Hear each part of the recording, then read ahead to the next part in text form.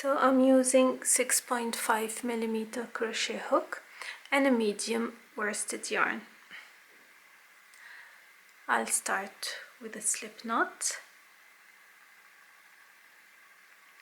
and I'm gonna chain 160.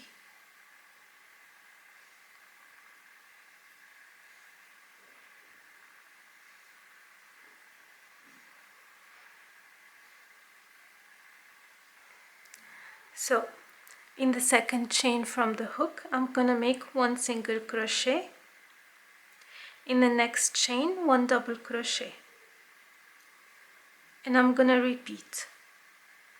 One single crochet in the next chain, one double crochet in the next one. I will do the same till the end of the row. One single, one double.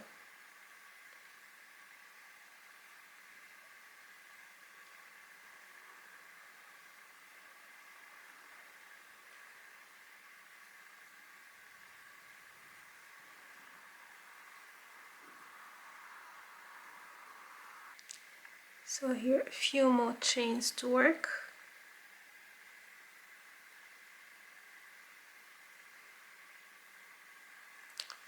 And the last chain. So now with the next row, whether with the same color or with a different color, I'm gonna start the increase. So I'll chain one. In normal work, this is supposed to be my first stitch. I'm gonna skip this and work here a double crochet. And this will be the decrease. So in every beginning of the row, I will make the same decrease. Work on the next stitch instead of the first stitch.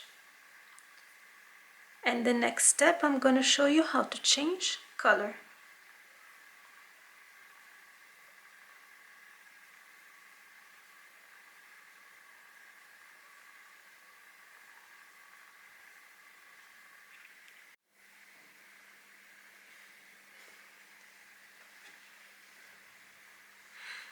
So I'm going to join the white color again here. So in the last stitch, I'm going to put the crochet hook, pull the new color through just like this, hold the open side and chain one. Then I'm going to turn.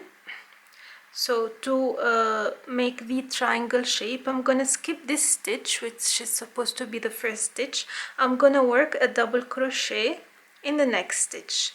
So how to know whether you need to work a double crochet or a single crochet in the first beginning of the row? So in case the the second stitch is a previously single crochet, you're gonna work a double crochet.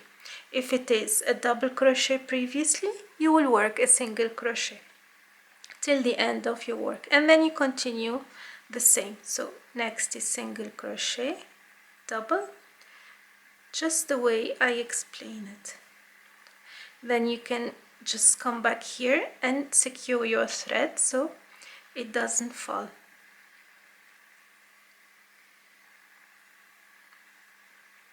So here also you'll end up with a lot of threads. What you can do, like I did here, so when you have 2 or 3, you just collect them and hide them in between the stitches, and then you keep carrying every thread which comes along, like these 2 now. You carry along the other threads.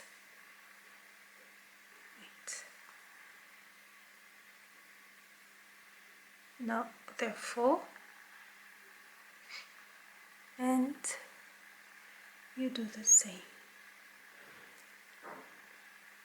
Oops. Like this, see?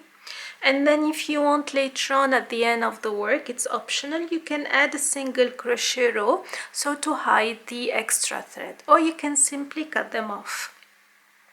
So we'll continue with this work till the triangle is completely done, or the triangle shawl. And at the end is the same thing. So I'm gonna do again 2 rows of white and 1 row of black.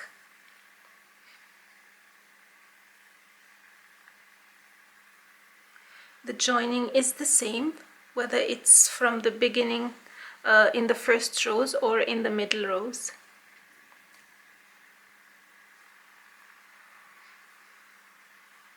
Don't forget to always check the written pattern so to follow properly with the video. So this is the final shawl, how it looks like. It became very big, unexpectedly used more yarn than I have planned, and this is how it is. It's like a big triangle. So as a recap, I have chain 160, then I did initially 2 rows of white, 1 row of black for the first 5 rows, then I turned, I kept it the same later on, 2 white, 1 black to get this look. And then I have left it like this on the border with the thread. Maybe later I will fix it and I'll put it in a separate video if I do so. So all the information on how many rows I ended up doing and the amount of yarn and the crochet hook and all, you'll find it in the written pattern. Check the description box for all information, and that's how it finally looked. I hope you like it and you will try to make it. Let me know what you think, and until next time, take care. Bye bye.